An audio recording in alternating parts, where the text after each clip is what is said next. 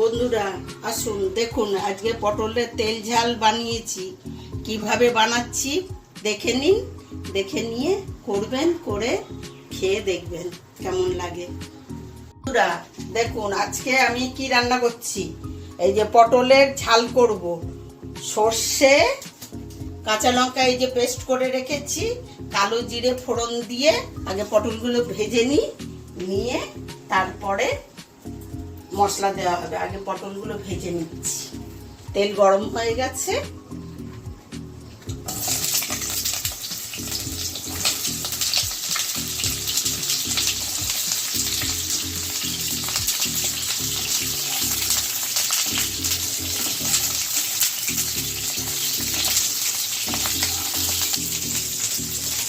এর মধ্যে একটু হলুদ দিয়ে ভাজছি আর একটু নুন দিয়ে ভাজছি।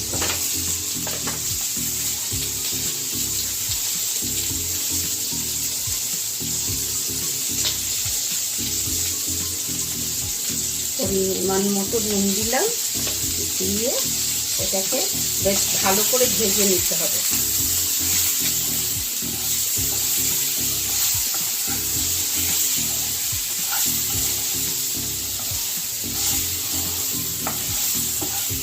এই পটলগুলো কাটার একটা আছে, পুরো যদি ছাড়িয়ে ফেলেন না এই ঝাল খেতে ভালো লাগবে না। পটল একদম এখন তো মানে নরম কচি পটল, একে একটু একটু শিরা রাখতে হবে এরকম, নাহলে কি বলুন তো একদম এমন হয়ে থাকবে আপনার দেখতেই ভালো লাগবে না, তো খাবেন কি। এরকম শিরা রেখে কাটলে এটা বেশ গোটা গোটা থাকবে, দেখতেও ভালো লাগবে। জিনিস দেখতে ভালো লাগলে তবে না খেতে ইচ্ছা করবে, নলে কি ইচ্ছা করবে। দেখুন বন্ধুরা এই যে পটলগুলো ভাজা হয়ে গেছে, এবারে এগুলোকে আমি নামাবো।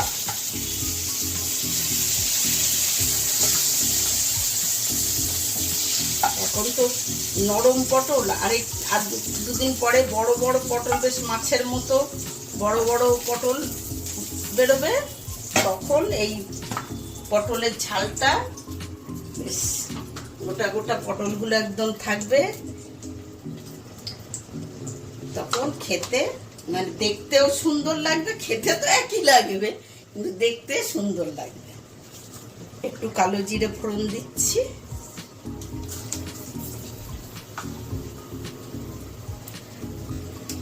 দেখুন এই যে সর্ষে বাটা, কাঁচা লঙ্কাও আছে এর মধ্যে।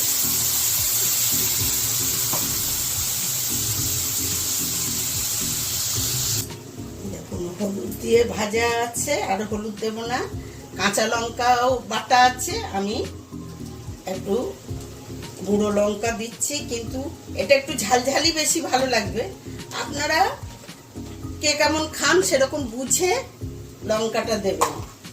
একটু চিনি দিচ্ছি স্বাদ মতো,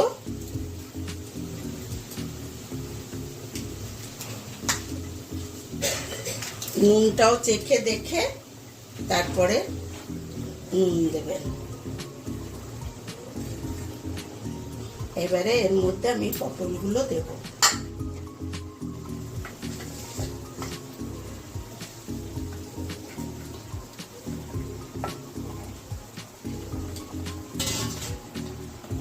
দেখুন এর মধ্যে এই যে 4টে কাঁচা লঙ্কা দিলাম, সেন্ট হবে। আর একটু বাকি আছে, এই তরকারি বেশিক্ষণ ভাজা হয়েছে, পটল তো সিদ্ধ হয়ে গেছে, এটা একটু মানে শুকনো মাছের ঝাল যেমন হয় শুকনো শুকনো হবে। নামানোর আগে একটু সর্ষের তেল দিয়ে নামাবো।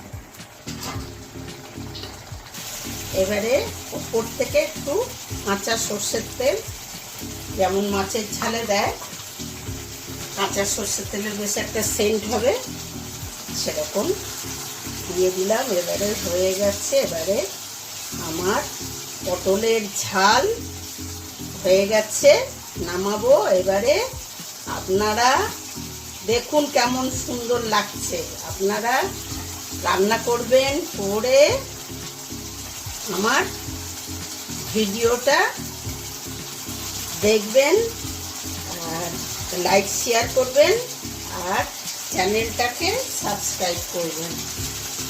এই যে হয়ে গেছে, তেল ছেড়ে দিয়েছে, এবারে নামিয়ে দেবো।